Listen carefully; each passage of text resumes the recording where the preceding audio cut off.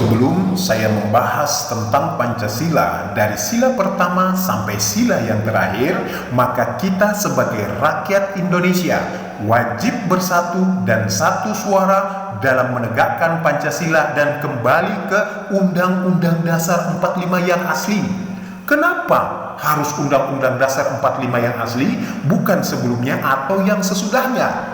Sebabnya Pancasila yang disahkan oleh PPKI atau Panitia Persiapan Kemerdekaan Indonesia pada saat itu tertanggal 18 Agustus 1945 itu adalah yang sah, yang dijadikan landasan hukum di Indonesia, dan itulah undang-undang yang asli dan isinya hanya untuk membela rakyat demi keadilan dan kemakmuran bangsa Indonesia.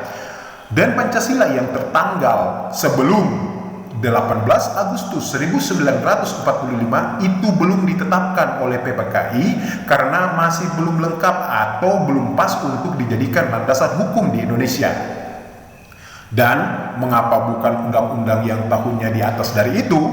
Karena kalau tahunnya yang di atas daripada itu, maka sudah tidak sah alias palsu karena sudah banyak yang dirubah untuk kepentingan kelompok-kelompok tertentu dan demi kepentingan mereka, bukan untuk kepentingan rakyatnya. Maka dari itu, seluruh rakyat Indonesia, yang laki-laki maupun yang perempuan, mari kita bersatu dan satu suara dalam menegakkan Pancasila dan kembali ke Undang-Undang Dasar 45 yang asli. Baiklah saudaraku sebangsa dan setanah air, jika kita berbicara tentang Pancasila, sudah pasti kita berbicara tentang sila pertama, yaitu ketuhanan yang Maha Esa. Mengapa demikian? Sebab di Indonesia wajib sebagai warga negara menganut agama sesuai kepercayaannya masing-masing dan menjalankan agamanya sesuai kitab sucinya. Dan sebagai penganut agama dalam Negara Kesatuan Republik Indonesia yang dibingkai oleh Bhinneka Tunggal Ika, maka pemeluk agama harus mengenal akan asal-muasalnya agar bisa mengenal dirinya untuk pencapaian agar mengenal akan Tuhannya. Dan aplikasi daripada sila pertama itu, maka akan terwujud manusia-manusia yang adil dan beradab yang sudah tertuang dalam Pancasila sila yang kedua. Sehingga tidak ada lagi pertentangan antar agama dan antar suku di bumi Indonesia, bumi Pancasila yang sudah dibingkai manis oleh Bhinneka Tunggal Ika.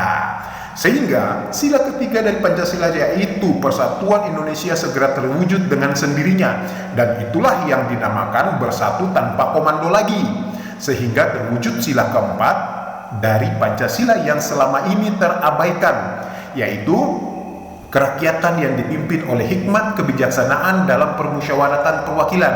Sila keempat inilah yang selalu terabaikan dan benar-benar tidak pernah digunakan, yaitu bermusyawarah untuk menghasilkan kemufakatan. Dan apabila mereka bermusyawarah untuk menghasilkan kemufakatan dalam memilih wakil daripada rakyat, maka rakyat tidak akan bingung dan tidak akan ada demo di mana-mana seperti yang sudah terjadi, yang sudah pernah kita saksikan bersama.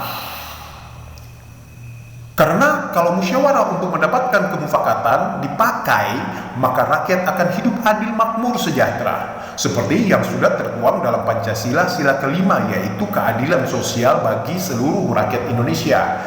Dan semua itu bisa terwujud karena pemeluk agama benar-benar menjalankan agamanya dan mengenal akan asal-muasalnya, juga mengenal dirinya untuk pencapaian agar mengenal akan Tuhannya.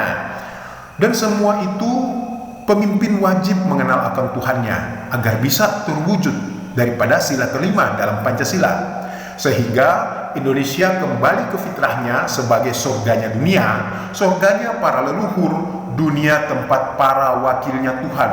Di bumi Indonesia, bumi Pancasila, kemerdekaan yang sejati milik rakyat Indonesia.